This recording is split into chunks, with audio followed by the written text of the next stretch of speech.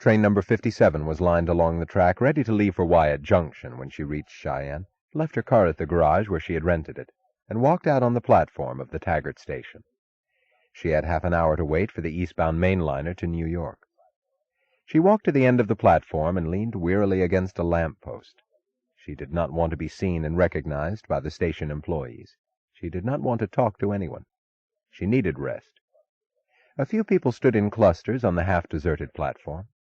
Animated conversation seemed to be going on, and newspapers were more prominently in evidence than usual. She looked at the lighted windows of train number 57, for a moment's relief in the sight of a victorious achievement. Train number 57 was about to start down the track of the John Galt line, through the towns, through the curves of the mountains, past the green signals where people had stood cheering, and the valleys where rockets had risen to the summer sky. Twisted remnants of leaves now hung on the branches beyond the train's roofline, and the passengers wore furs and mufflers as they climbed aboard. They moved with the casual manner of a daily event, with the security of expecting a performance long since taken for granted. We've done it, she thought. This much, at least, is done. It was the chance conversation of two men somewhere behind her that came beating suddenly against her closed attention. But laws shouldn't be passed that way, so quickly. They're not laws, they're directives. Then it's illegal. It's not illegal, because the legislature passed a law last month giving him the power to issue directives. I don't think directives should be sprung on people that way, out of the blue, like a punch in the nose. Well, there's no time to palaver when it's a national emergency. But I don't think it's right, and it doesn't jive. How is Reardon going to do it when it says here, "Why should you worry about Reardon? He's rich enough. He can find a way to do anything." Then she leaped to the first newsstand in sight and seized a copy of the evening paper. It was on the front page. Wesley Mooch, top coordinator of the Bureau of Economic Planning and National Resources, in a surprise move, said the paper, and in the name of the national emergency, had issued a set of directives, which were strung in a column down the page. The railroads of the country were ordered to reduce the maximum speed of all trains to 60 miles per hour, to reduce the maximum length of all trains to 60 cars, and to run the same number of trains in every state of a zone composed of 5 neighboring states, the country being divided into such zones for the purpose. The steel mills of the country were ordered to limit the maximum production of any metal alloy to an amount equal to the production of other metal alloys by other mills placed in the same classification of plant capacity, and to supply a fair share of any metal alloy to all consumers who might desire to obtain it. All the manufacturing establishments of the country, of any size and nature, were forbidden to move from their present locations, except when granted a special permission to do so by the Bureau of Economic Planning and National Resources. To compensate the railroads of the country for the extra costs involved, and to cushion the process of readjustment, a moratorium on payments of interest and principal on all railroad bonds, secured and unsecured, convertible and non-convertible, was declared for a period of 5 years. To provide the funds for the personnel to enforce these directives, a special tax was imposed on the state of Colorado, as the state best able to assist the needier states to bear the brunt of the national emergency. Such tax to consist of 5% of the gross sales of Colorado's industrial concerns. The cry she uttered was one she had never permitted herself before, because she made it her pride always to answer it herself. But she saw a man standing a few steps away.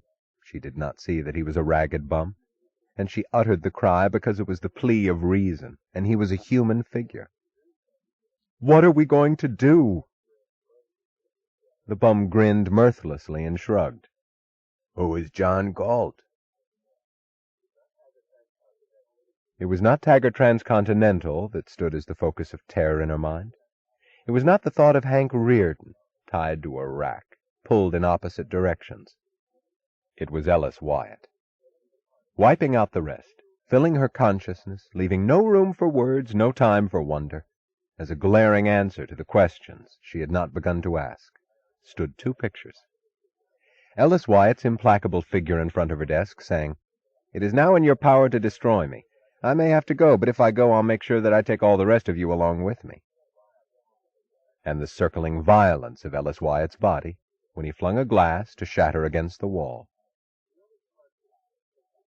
The only consciousness the pictures left her was the feeling of the approach of some unthinkable disaster, and the feeling that she had to outrun it.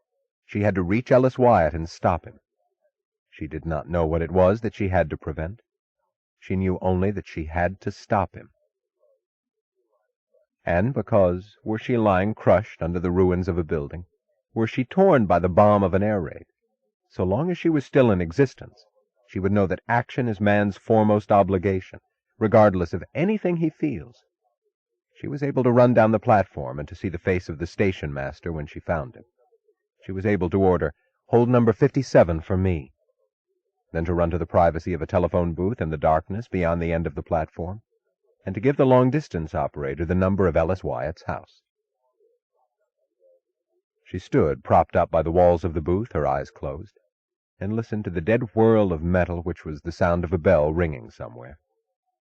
It brought no answer. The bell kept coming in sudden spasms, like a drill going through her ear, through her body.